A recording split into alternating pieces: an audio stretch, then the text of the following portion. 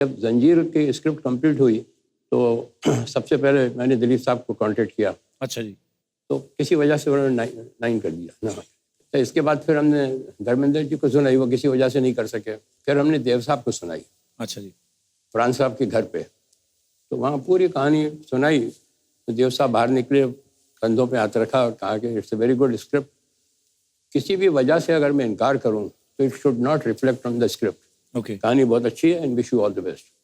वाह। फिर मैंने राजकुमार साहब को सुनाई। अच्छा जी। उन्होंने कहा जानी ये तो तुम हमारी कहानी ले आए।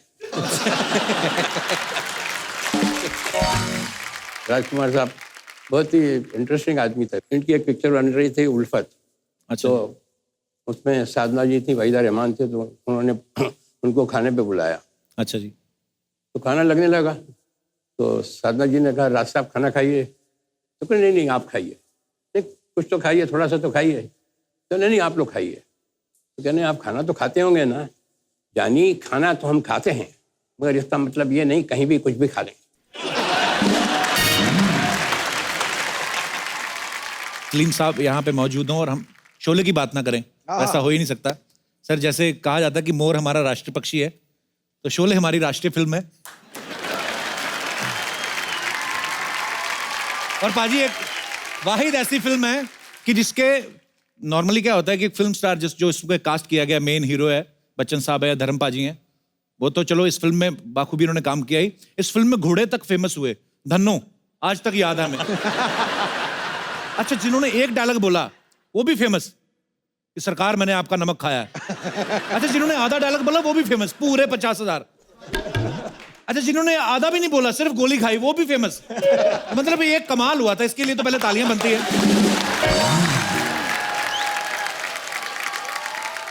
शोले आने के बाद हिंदी सिनेमा का तो रूप बदल ही गया। सर आपकी लाइफ में क्या चेंजेस आए शोले के आने के बाद?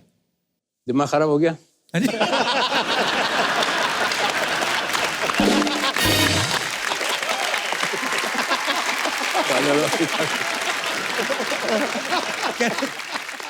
मैं आपको फिल्म इंडस्ट्री में आप किसी पार्टी में हो जी और आपको फिल्म के बारे में ना मालूम हो जी कि क्या चल रहा है, कौन सी पिक्चर हिट हुई, और हीरो की अगर हिट हो गई है जी तो उसकी एंट्री पे समझ में आ जाएगा कि इसकी फिल्म हिट हो गई है। जी।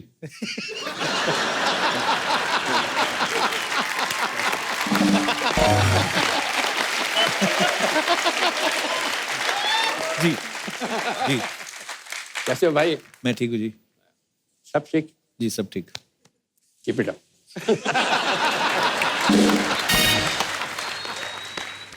एंट्री हुई, जी पिक्चर फ्लॉप हो गई, आपको जी। नहीं मालूम। सर हमारे लिए भी कुछ करिए।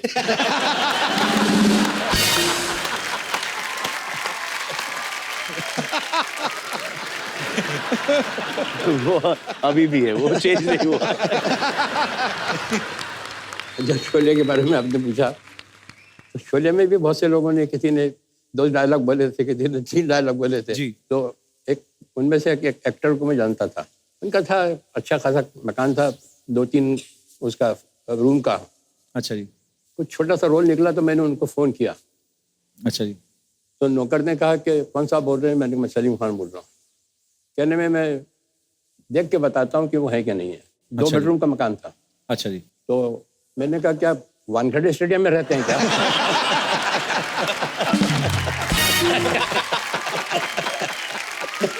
अच्छा जी। तो मतलब मैंने कहा ना हमारा तो दिमाग खराब होना ही था, उसका हो गया जिसने एक डायलॉग बोला था।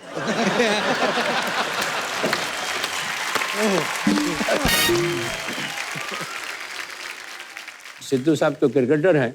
जी। मुश्ताक अली साहब एक बहुत अच्छे क्रिकेटर थे। अच्छा जी। तो इंदौर के थे, उनके साथ हम खेले भी थे, उन्होंने हमें सिखाया भी था। तो वो जब बॉम्बे आते थे तो मेरी आँख में ज़रूर आते थे।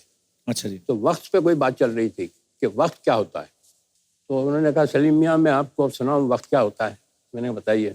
जी। कि जब अच्छा वक्त आता है तो जहाँ बॉल पड़ती है वहाँ आदमी बैट नहीं घुमाता, जहाँ बैट घुमाता है वहाँ बॉल पड़ती है। वाह, क्या बात है। तो सलीम साहब हमने सुना है जैसे अरबाज भाई भी कोई क्रिकेट का बड़ा शौक था, फिर सिंगिंग का भी हो गया। हाँ। तो फिर कंफ्यूज भी थे, मैंने सुना कि बहुत कंफ्यूज थे। एक दिन आए भी मेरे पास। अच्छा जी। तो तो मेरे ख्याल से म्यूजिक टीचर भी आते थे कोई सिखाने ना। आए आए म्यूजिक टीचर आते थे सिखाने ना? Can I talk to you?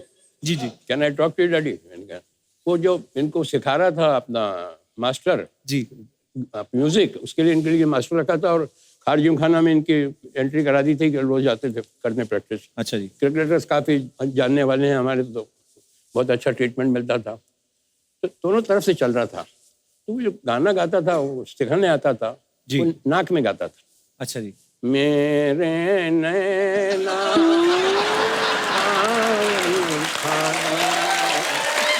फिर भी मेरा ये उसको रिपीट करते थे, तो ये भी गाते थे मेरे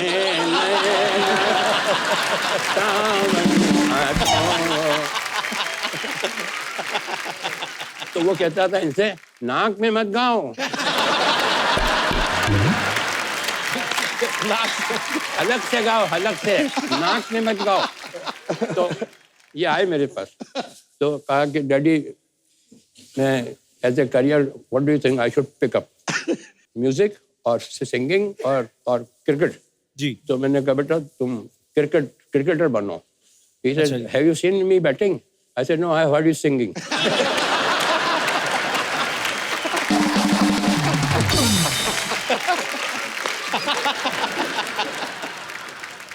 एक हमारे घर पे आदमी आता था, अच्छा जी मैं काफी काम में बिजी था, मैं कभी शाम को आ जाऊं जी तो गणेश आया, गणेश आया, गणेश आया, गणेश को चाय पिलाओ, गणेश को चाय पिलाओ, अरे गणेश साहब को देना, कुर्सी देना, स्टूल देना बैठने के लिए। मैंने कहा ये गणेश कौन है? मेरे इस घर में मेरे से ज्यादा इज्जत मिलती है इसको।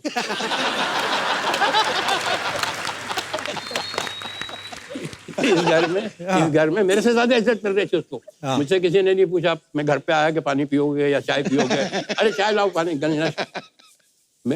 उन्होंने कहा ये तो पता लगाना ही चाहिए मुझे, अपने घर में एक आदमी को मुझसे ज्यादा इज्जत मिल रही है, तो ये कौन है ये आदमी? तो पता लगा जब वो पेपर लीक होता था एग्जाम का, तो वो इनको लाके देता था।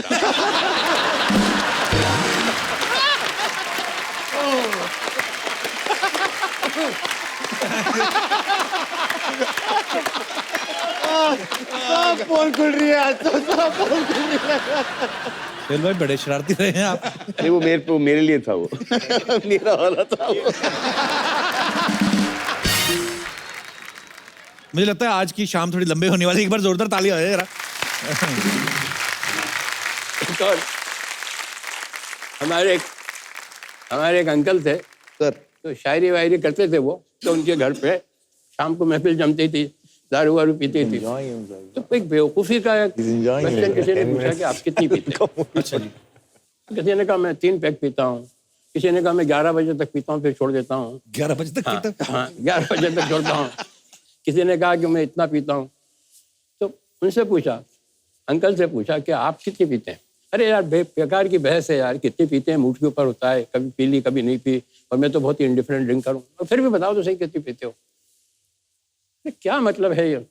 थोड़े से इरिटेट हो, अरे बताइए तो सही कितनी पीते हैं? अब वो तो पीने वाले को तो लूप लग जाता है। जी अपनी नौकरानी को बुलाया, नसीबन आओ, आई वो क्या है साहब, वापस जाओ। कहा कि आपने मेरी बुआ को देखा? कहने के हाँ। कैसी लगी आपको? कहने बेचारी मामूली सी शक्ल की है, कहने जब ये खूबसूरत लगने लगती मैं बंद कर देता हूँ।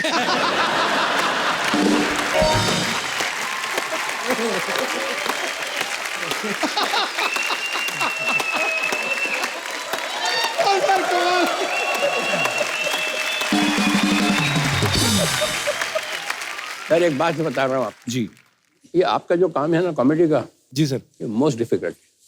कोई भी एक्टर से पूछ लीजिए आप, ड्रामा बहुत आसान है, ट्रेजिक सीन बहुत आसान है, मगर कॉमेडी के लिए सेंस ऑफ टाइमिंग चाहिए।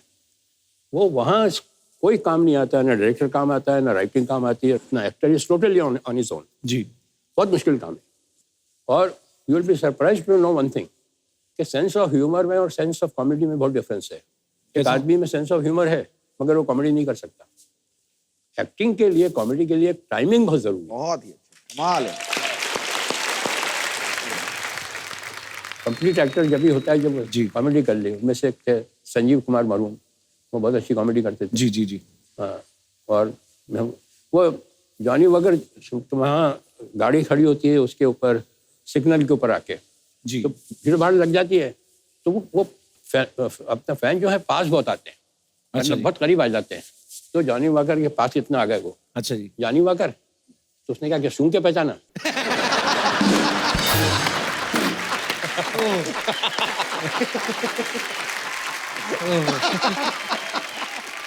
Thank you so much sir, बड़े मजेदार किस्से सुनाए। तो अब मुझे अब समझ में आ रहा कि अच्छा ये सब चीजें कहाँ से आई। सलीम साहब, आपकी किस्सा सुनाने की टाइमिंग इतनी खतरनाक है। एक बार सोहेल भाई ने कोई किस्सा सुनाया था। सोहेल भाई, आपको याद है आपने कोई हेलो ब्रदर का किस्सा सुनाया था कि जब आपने हेलो ब्रदर बनाई फिर पापा को दिखाई तो कुछ बड़ी मजेदार बातें कही थी सलीम रोल साहब। उसमें इंटरचेंजेबल होना थे। जी अरबाज का रोल जो था, जी उसमें इंटरवल के पहले या इंटरवल में सलमान की डेथ हो जाती है। जी। वो अरबाज को वो रोल मिलना चाहिए था, तो जैसे ही सलमान की तो ऑडियंस उठ के चली गई, बिकॉज वो एक लेसर जो एक्टर होता है ना, वो हमेशा जब डेथ होती है तो उसमें वो जाता है। अरबाज खान का शायद उनको इतना अफसोस नहीं होता।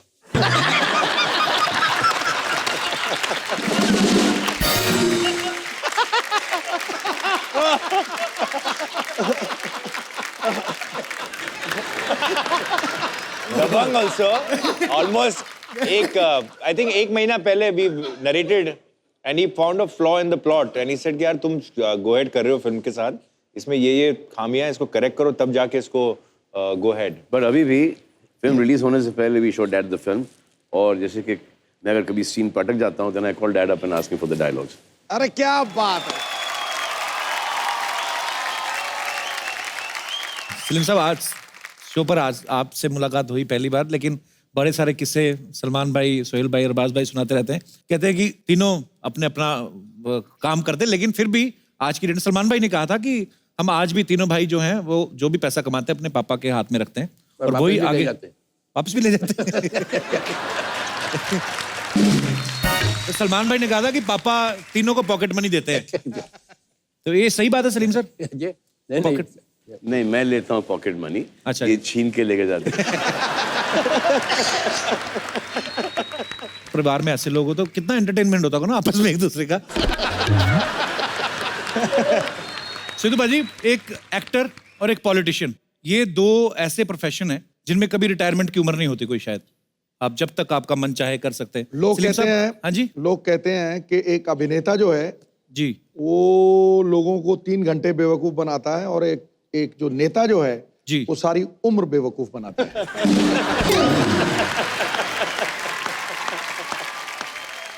अरे सच्चाई तो है आप में। अरे मैं ये नहीं बोल रहा हूँ, मैं ये कह रहा हूँ बाजी कि आप खुद पॉलिटिशियन, लेकिन ये आप बात बोलते हो मैं कि मैं ये स्पोर्ट्समैन नहीं। हूँ। मैंने देख बात खत्म नहीं की। मैं वही बोल, अच्छा है अभी। मैं स्पोर्ट्समैन हूँ। बैठ जा नीचे। निकल गया ना पतली गली से। कलबाजी with sir's humble request, ji I want to be a part of वो एक आपका जो एक डेट है, एक इतिहास है, जी। वो कौन सा साल था? वो अगर तूने बताया, नहीं मैं नहीं अगर तू बोला, मैंने कुछ कहा बाजी। मैं ये नहीं बोल रहा, पर आपको पता है सलीम साहब क्रिकेट के बहुत शौकीन है। पर सलीम साहब, आपने वो मैच देखा था? मैं कुछ और पूछ रहा हूँ बाजी। सलीम साहब, एक 1990 में मैच हुआ था। 2 मिनट वो मैच आपको याद है? वकार यूनुस साहब बॉल करवा रहे थे, कुछ नहीं हुआ था, मैंने कुछ कहा ही नहीं बाजी, कुछ नहीं, थोड़ा सा 0 पे आउट हो गए।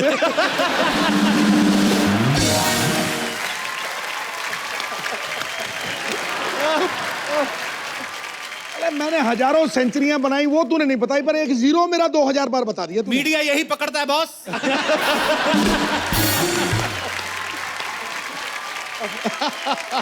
गुस्ताखी माफ।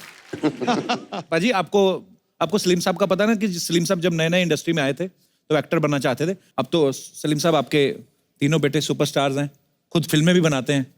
तो सर, कभी इन्होंने ऐसा नहीं सोचा कि हम अपने पापा के लिए कोई रोल लिखें? इन्होंने कभी मजाक में भी नहीं, कभी जिक्र भी नहीं हुआ कभी कि पापा आपके लिए ऐसा रोल है, अगर आप करें तो अच्छा है? सर, मेरा जो एक्टिंग का करियर था जी, वो मैंने खुद ही छोड़ा है। जी। और मैं दुआ मांगता था कि मुझे फिल्म से निकाल दें तो अच्छा है। ऐसे क्यों सर? मैं सुनाता हूँ आपको। जी। दीवाना फिल्म में काम कर रहा था, तो वहाँ मेरा विलन का रोल था। अच्छा जी। तो अल्टीमेटली 4-5 विलन जो थे मेरे आपस में मुझे घेर लेते हैं, और महेश कौल डायरेक्टर थे। तो उसमें एक सीन था कि मैं घिर गया हूँ और मुझे ये क्लोज के अंदर ये एडम एप्पल का शॉट देना था कि जी। यूँ करता हूँ।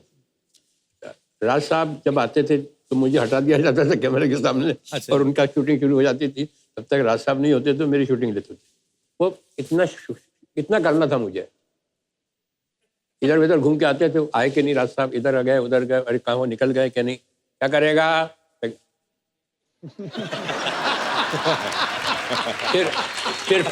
फिर फोन करके गए, इधर गए उधर गए, अरे निकले कि नहीं निकल गए सर, आ गए हैं, और ये भी हो, अच्छा तैयार है। फिर उधर बात की, कुछ साइन वाइन किए, चेक वेक, क्या करेगा।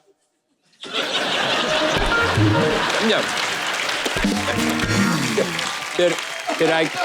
फिर आए किसी को इंस्ट्रक्शन दिया। अब नौ करते करते ये सीन लंच टाइम हो गया। अब ये जो चीज़ है ये खाने में कितनी मरतबा करना पड़ती होगी आपको, 25 मरतबा 30 मरतबा। अब ये सुबह से लेके 1 बजे तक मैं यही कर रहा था। क्या कर रहा है? तो वो उसका मूवमेंट जो था वो मुझे नहीं मालूम कि बंद हो गया है। तो कहा जल्दी शॉट लेते हैं। अच्छा, उस जमाने में फिल्म भी बहुत महंगी आती थी, अपना कलर फिल्म। तो ले गया बिल्कुल क्लोज के अंदर, कैमरा क्लैप गया, एक्शन। हो ही नहीं रहा, वो जा ही नहीं रहा है, ड्राई हो गया होगा। कट क्या हुआ। फिर तो बोला का मुंह में पानी दे दोस्तों, यूं करेगा। हाँ। तो मैं पानी दिया और डांटा, तो मैं उनको बोलने गया के लिए तो पानी बाहर निकल गया। तो हाँ, क्या करेगा। अल्टीमेटली मुझसे नहीं हो रहा था वो। तो मेरे पास आए, in my career you are the only actor I have seen who can't even swallow।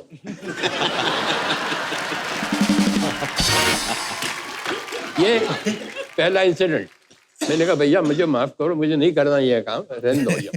इसके बाद मैं प्रिंस का रोल कर रहा था, तो वहाँ कोलाबा के अंदर वो चाइनीज वो शू मेकर थे। अच्छा जी। उनको ऑर्डर दिया, और वो शू यहाँ का पहनने वाला वो वेलिंगटन, वो मेरे ख्याल से 2 नंबर छोटा लिया है। अच्छा जी। अब अच्छा, वो सीन में आने वाले भी नहीं थे शूज, और वो मुझे उन्होंने पहनवा दिए दोनों ने मिलके। It will fit. अरे मैंने कहा it will fit but it will not come out. No it will not come out.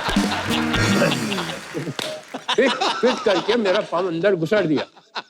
6:30 बजे तक क्या हुआ, सारा खून भी खड़ा हुआ था, तो सारा खून भी चला गया।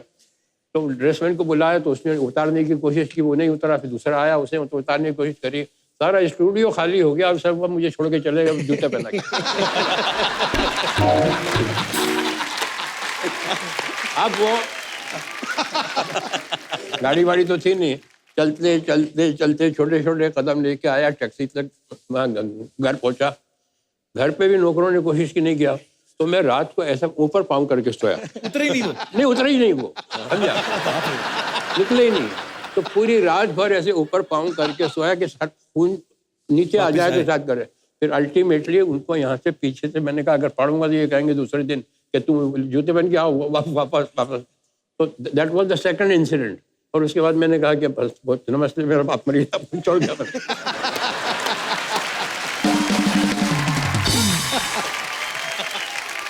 प्रिंस साहब, आपका इतने सालों का एक्सपीरियंस है, तरह तरह के लोगों से आप मिले हैं जब इंडस्ट्री में आए और आज तक। एक अच्छे इंसान की परिभाषा क्या होती है, क्या डेफिनेशन? सर ये जिनकी बात कर रहा हूँ मैं, महेश कौल जी। ये बहुत ही ज्ञानी आदमी थे। अच्छा जी। उनसे किसी ने पूछा कि अच्छे आदमी की पहचान क्या है। तो उन्होंने कहा वैसे तो बहुत पहचाने हैं, मगर एक सिंपल पहचान बताता हूँ। अच्छा आदमी वो है जिसका दोस्त पुराना हो और जिसका नौकर पुराना। वाह, अरे क्या बात कर दी सर, क्या बात कर दी, सुपर्ब। ना कपिल बाजी, आप ये पूरा शो का बाद में फुटेज देख लेना, the direction team and everything. Only one person who has not reacted to you, to me, to daddy. कौन? और वो मम्मी के साथ वो दहेज में आया था। अच्छा। हाँ मैं घर पे एक बार मिला भी था उनसे, उनका नाम गंगाराम शायद। हाँ जी जी शर्मा जब घर छोड़ के आई थी जी। तो दहेज में उनको लेके आई थी। अच्छा जी। और कुछ नहीं था उसके पास, उनको लेके आए थे और अभी तक है हमारे पास वो। वाह। और हमारे यहाँ बोलते हैं ना नौकर बहुत कॉम्पिटेंट है, नौकर बहुत इंटेलिजेंट है, नौकर बड़ा समझदार है। हमारे यहाँ नहीं यही चलता है। हमारे यहाँ नौकर इस बात पे हैं क्वालिफिकेशन के, मैं इनको निकालूंगी तो रखेगा कौन।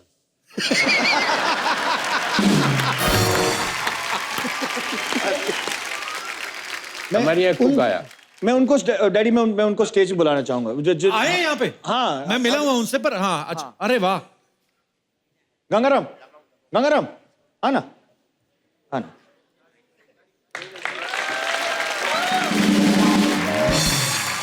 गंगाराम जी कैसे हैं आप?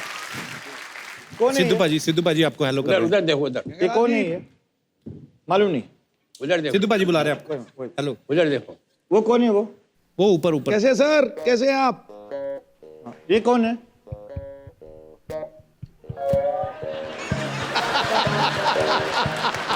अभी आप कैसे हैं आप गंगाराम जी? ठीक है। गंगाराम हम कौन है? गंगाराम जी आइए, बैठिए, आइए आइए। गंगाराम हम कौन है? हम कौन है? तो एक दिन मैंने घर पे फोन किया, ऐसे गंगाराम डैडी है? तो कौन? ऐसे डैडी है? ऐसे कौन? ऐसे अरे डैडी है तेरा बाप।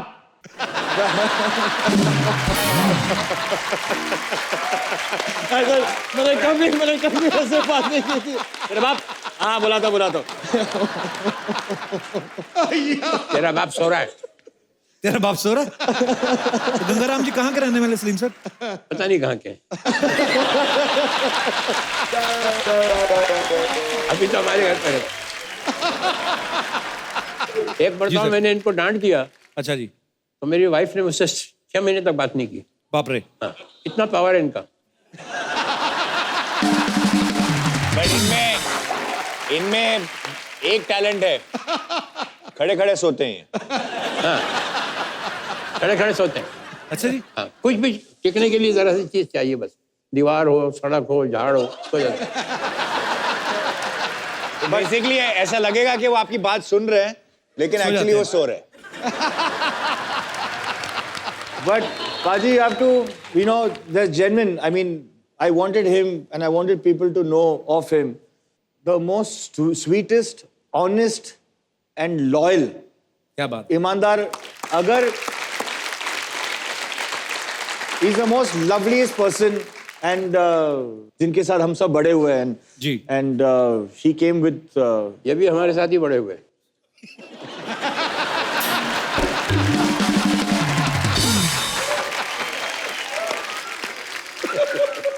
गंगाराम जी आप फिल्में नहीं देखते? आपके घर में सब ये वाला शो देखते हैं आप?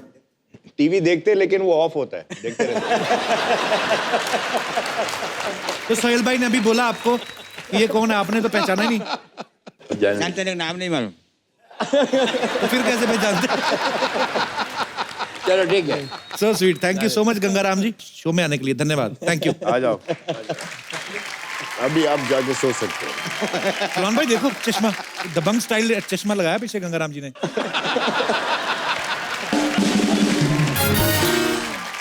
तो ये सलीम साहब एक हमारे यहाँ एक कुक आया तो उसको कहा ट्रायल पे रखते हैं आपको, जी और अगर आपको भी शूट करेगा कि नहीं करेगा, जी आपका खाना अच्छा लगता है कि नहीं, जी। तो 15 दिन तक ट्रायल पे रखते हैं। हाँ जी। पहले दिन जब उन्होंने खाना बनाया तो उसमें नमक बहुत था। अच्छा जी। तो मैंने कहा उनको बुलाना, तो मैंने कहा मौलाना इसमें नमक बहुत है। अच्छा। कहने मैं कुछ नमक ज्यादा ही खाता हूँ।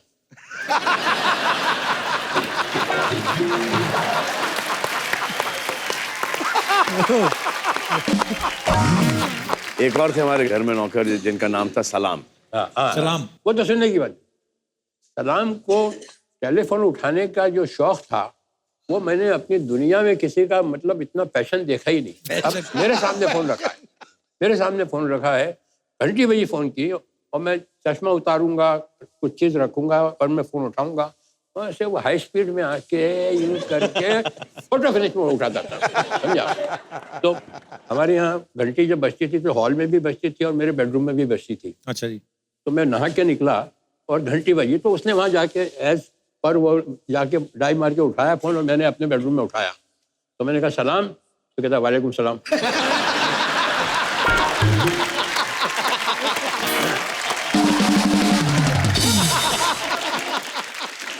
तो मैंने कहा सलाम, मैं अंदर से, तो कहा वालेकुम सलाम बोला ना आपको, समझा?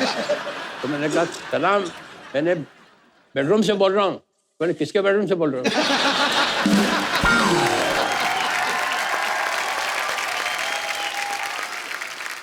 अच्छा, उधर से वो लगे हुए जिनका फोन था, सलीम साहब। मैंने कहा यार हमको तो कंप्लीट करने दो इधर, हमारे घर को छोड़ रहा हूँ। तो बार बार वो, मैंने कहा सलाम, फोन रख। तो उसको, अरे आपने फोन किया है, मैं क्या को रखूं? अंदर एक बीच में वॉल है बस। इसके बाद में गया हल्के, और मैंने उससे कहा फोन रख। तो देखने लगा मेरी तरफ कि वो भी बोल रहा है फोन रखिए, ये भी बोल रहा है फोन रखिए, प्रॉब्लम है क्या ये? अच्छा, वो रात को वो अपना मिट्टी का हुआ था ना फेस पैक, हाँ जी, वो लगा के सोता था। अब मुझे नहीं मालूम, समझा? तो अब मैं रात को आया पार्टी से, और मैं रात को बिल्कुल आराम से रिलैक्स, मैंने टन घंटी बजाई, और दरवाजा खुला और एक क्रैक बिल्कुल पूरा। मैंने अपनी लाइफ में इतना बड़ी स्क्रीम नहीं की होगी।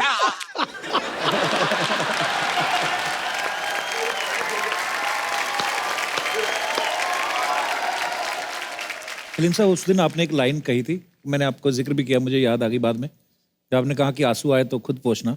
मैं सोचता भी रहा कि मैंने कहा सलीम साहब ने सडनली वो लाइन क्यों बोली। फिर मैंने इसलिए मैंने आपसे पूछा कि वो आंसू निकल आए तो खुद पूछिएगा, लोग पूछने आएंगे तो सौदा करेंगे। वाह वाह, क्या बात है सर। क्या बात है। सिद्धू भाजी, हाँ जी, सलीम साहब की बातें सुन रहे हैं तो और कुछ करने को दिल नहीं करता, लगता है कि सलीम साहब को सुने जाएं। पर इतने किस्से हैं सर। सलीम साहब, कुछ ना लोगों के सवाल हैं, ये मेरे नहीं है, तो इसलिए मैंने लिख के लाया हूँ। कहते हैं कि जब सलीम साहब आए तो उनसे पूछना कि आपके तीनों बच्चों में से सबसे ज्यादा मेहनती कौन है? सबसे ज्यादा सोता कौन है ये पूछिए। सबसे ज्यादा सोता कौन है ये बता दीजिए। तीनों।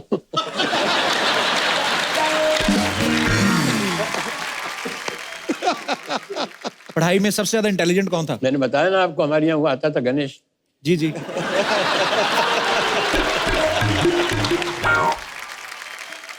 सबसे ज्यादा डांट किसने खाई है सलीम साहब आपसे?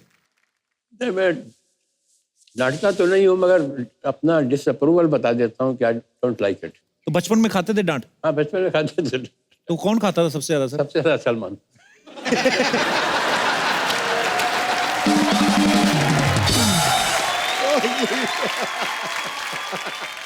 सलीम साहब, वो जो मोहतरमा बैठी हैं लाल दुपट्टे में, इनका एक सवाल है, बड़ा दिल से निकला है। जी। कहते कि आपके बच्चों ने आपको बचपन में ज्यादा परेशान किया कि जवानी में? बचपन से लेके अभी तक परेशान किया ये।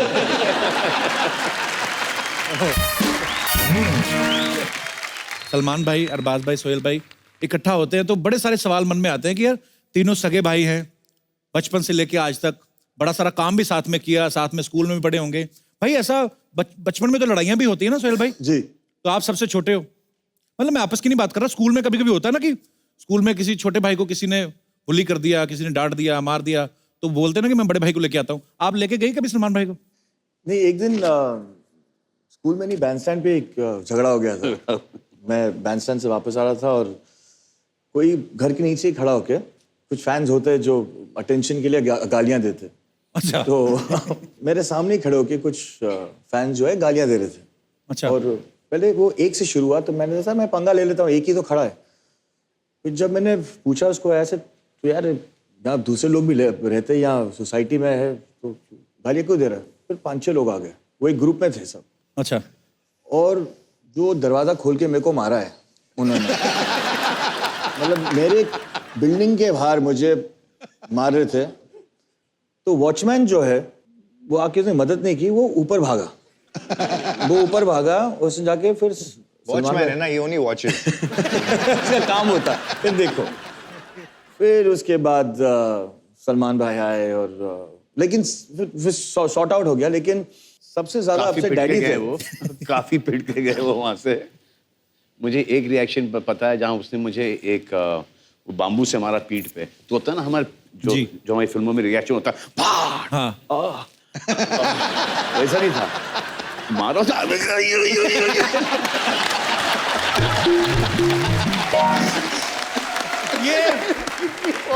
ये एक्चुअली बड़ी कमाल की ऑब्जर्वेशन है, बिल्कुल ये वो जलता है ना पीछे। वो आवाज ही ये वो नहीं, तो ये जब और उसकी वजह से पिटे वो। बाकी का गुस्सा नहीं था। नहीं, तो फिर पुलिस आई, पुलिस ने उनको जेल लेके गए। फिर हमको बुरा लगा कि पार्टी चल रही थी उनकी, एक ऐसा हो गया उनसे, तो हम गए, हम ही ने उनको जेल से छुड़ाया। डैडी और मैंने। फिर आते वक्त याद है जिप्सी थी मेरे पास, तो वो पीछे बैठे मुझसे बोलते हैं कि भाई अगर कोई डेयरिंग वेयरिंग का काम होएगा ना तो अपने को बोल लेगा क्या?